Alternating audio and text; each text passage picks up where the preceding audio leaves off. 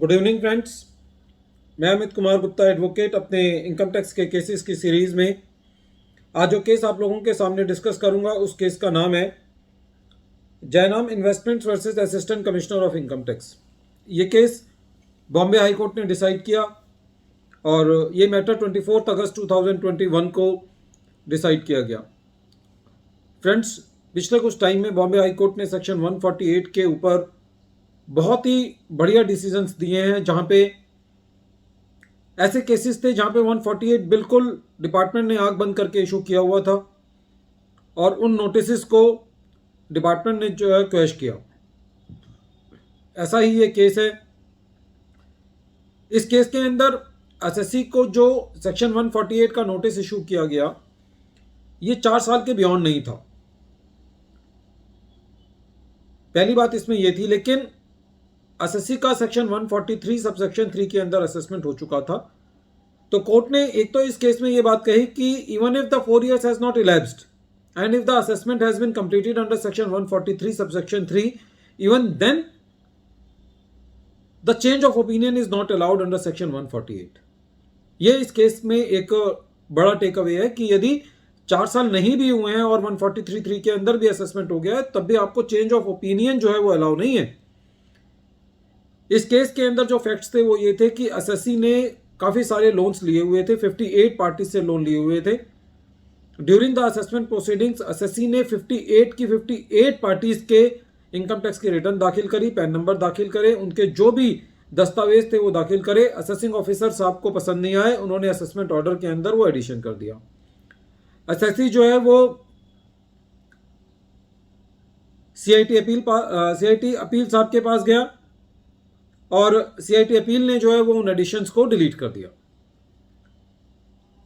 Matter जो है वो आईटीआईटी के पास था और आईटीआईटी का डिसीजन आने से पहले डिपार्टमेंट ने एक और मुद्दे पर 148 कर दिया, ये कहते हुए कि साहब एसएससी ने bogus long term capital loss लिया है और ये बात जो है वो पहले कंसीडर नहीं की गई थी, इसलिए हम इसका सेक्शन 148 करते हैं। अब एसएससी का 1 ही साल का मैटर पहले एडिशन हो चुकी है उसकी, लेकिन अब एक और मुद्दे पर उसका सेक्शन 148 कर दिया। कोई तकलीफ नहीं है क्योंकि हो सकता है कि वो मैटर पहले कवर ना हुआ हो। लेकिन इस केस में जो एसएससी का पॉइंट ये था कि साहब जब आपने मुझे सेक्शन 142 सबसेक्शन 1 का नोटिस दिया तो आपने मुझसे उन सारी क्वेरीज तब भी करी, जो मैटर मेरे एडिशन हो चुके हैं उन पे भी क्वेरीज करी थी, और जो मैटर अब आप मेरा एडिशन करने की बात कर रहे हैं सेक्शन 148 के अंदर उसकी भी क्वेरी आप कर चुके हैं। तो ये एक सेटल्ड लॉ है कि यदि एसएससी की असेसमेंट हो चुकी है और जिस मुद्दे पर आप सेक्शन 148 करना जा रहे हैं और आपने उस मैटर को क्वेश्चनरी के अंदर पूछा हुआ है और एसएससी ने उसके दस्तावेज दिए हुए हैं, तो अब आप उसका सेक्शन 148 दोबारा नहीं कर सकते। डिपार्टमेंट का ये कहना था कि साहब हमको इन्वेस्टिगेशन विंग से रिपोर्ट मिल रही है, इसके अंदर 84 पेनी स्टॉक्स की डिटेल है, जिसमें से एसएससी ने भी 13 पेनी स्टॉक्स के अंदर डील किया है, और जो 148 का नोटिस दिया गया था उसके अंदर उसके साथ कोई भी ऐसी लिस्ट नहीं दी गई कि ये रीजंस टू बिलीव के साथ पूरी लिस्ट भी अटैच नहीं की गई। उसको ये भी नहीं बताया गया कि आपने कौन से पेनी स्टॉक के अंदर आपने डील किया है। जो डिपार्टमेंट का एलिगेशन था वो भी क्लियर नहीं था। तो इस केस में बॉम्बे हाई कोर्ट ने ये कहा कि यदि 4 साल पास नहीं हुए हैं और लेकिन यदि एसएससी का सेक्शन 143 सबसेक्शन 3 के अंदर असेसमेंट हो चुका है तब भी आपको चेंज ऑफ ओपिनियन अलाउ नहीं है, क्योंकि इस केस में जिस मुद्दे पर आप सेक्शन 148 करने जा रहे हैं वो पहले सेक्शन 142 सबसेक्शन 1 के अंदर आप उससे क्वेरी कर चुके हैं और वो आपको उसके ऊपर रिप्लाई दे चुका है। तो अब एसएससी की कोई जिम्मेवारी नहीं बनती इस नोटिस को कंप्लाई करने के लिए, और बॉम्बे हाई कोर्ट ने इस सेक्शन 148 के नोटिस को क्वैश कर दिया। फ्रेंड्स, एक सोच के देखिए कि एक आदमी का असेसमेंट होता है, उसका 58 पार्टी से उसने लोन लिया हुआ है, बड़ी कंसर्न है उसकी, आप सारे की सारी एडिशंस कर देते हैं। सीआईटी अपील से वो जीत चुका है, उसके बाद वो आईटीआईटी में चल रहा है और फिर आप 1-2 करोड़ रुपए की एक और अमाउंट ले आते हैं और उस पर 148 करते हैं।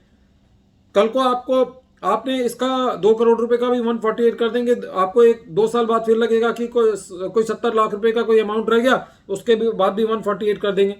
यानी 1 साल के ऑर्डर के लिए एसएससी असेसमेंट कराई उसने, फिर सीआईटी अपील में जीता, फिर वो आईटीएटी के पास है, उसी साल का एक और ऑर्डर पास हो जाएगा, उस ऑर्डर के अगेंस्ट भी वो सीआईटी अपील के पास जाएगा, फिर भी आप कोई ना कोई अमाउंट ऐसा ले आएंगे और जिसके ऊपर आप दोबारा 148 कर देंगे. So what will be the fate of the assessment proceedings in that case? It means that the department does not have the faith in the assessment done by the department itself.